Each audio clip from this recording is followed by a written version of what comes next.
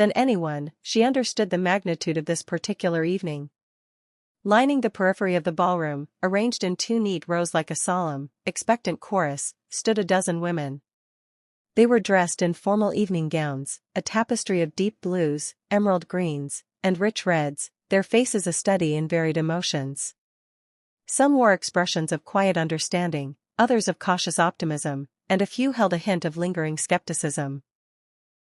These were the aunts, the cousins, the wives of distant relatives, all members of the Thorne extended family, summoned not for a celebration, but for something far more profound. They were witnesses to a possible mending, a fragile attempt at reconciliation. The accident, a tragic misunderstanding years ago, had shattered more than Elias's spine.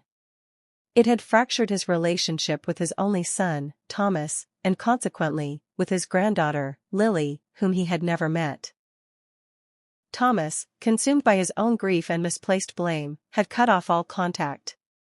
Now, after years of silence and the quiet machinations of Clara and a few loyal family members, an olive branch had been extended. A fragile, whispered promise that Lily would come to the hall tonight. A soft click echoed through the vast space, followed by the slow, deliberate creak of the grand doors. Every head turned, every breath seemed to catch. Elias felt a jolt, a surge of adrenaline he hadn't experienced in years. His fingers, still strong despite his other infirmities, gripped the armrests of his wheelchair. And then, she appeared. A tiny, vibrant beacon in the cavernous room. Lily, she was a whirlwind of motion and pure, unadulterated joy. Her bright red dress, a stark contrast to the muted elegance of the room, seemed to glow as she burst through the doorway.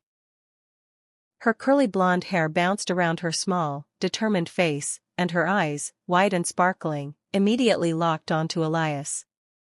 There was no hesitation, no fear, only an innocent recognition that transcended the years of separation and the unfamiliarity of her surroundings.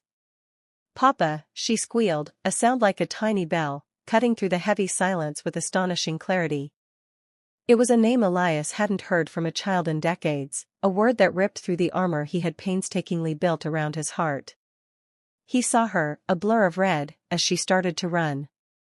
Her little arms were already outstretched, a testament to an innate, untainted love that had somehow survived the silence.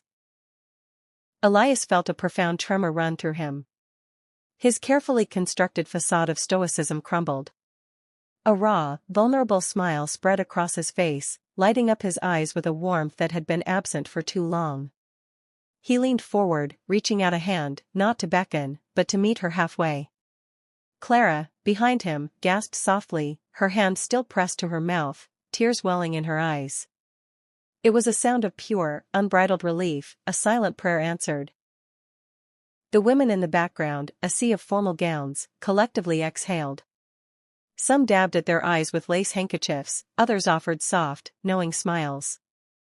The tension that had held the room captive dissolved, replaced by a palpable wave of tenderness.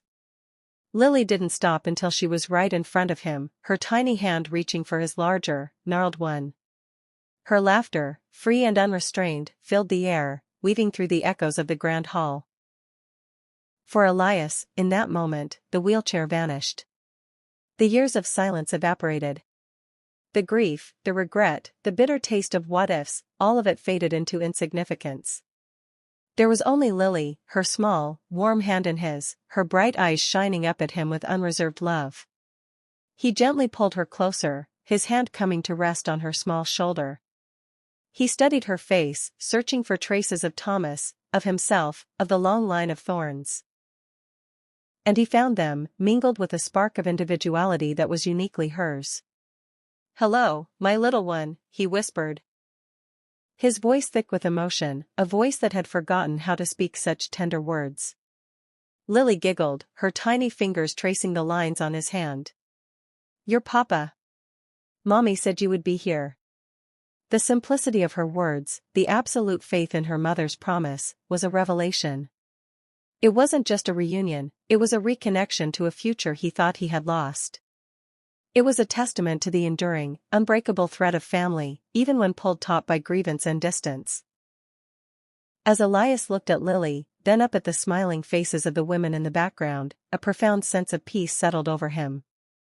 The grand ballroom, once a symbol of his solitary sorrow, was now filled with the possibility of new beginnings. The unspoken promise, carried through years of silence, had finally found its voice in the innocent laughter of a child and the rediscovered warmth of a grandfather's embrace. The ballad of broken silence had finally found its joyous chorus.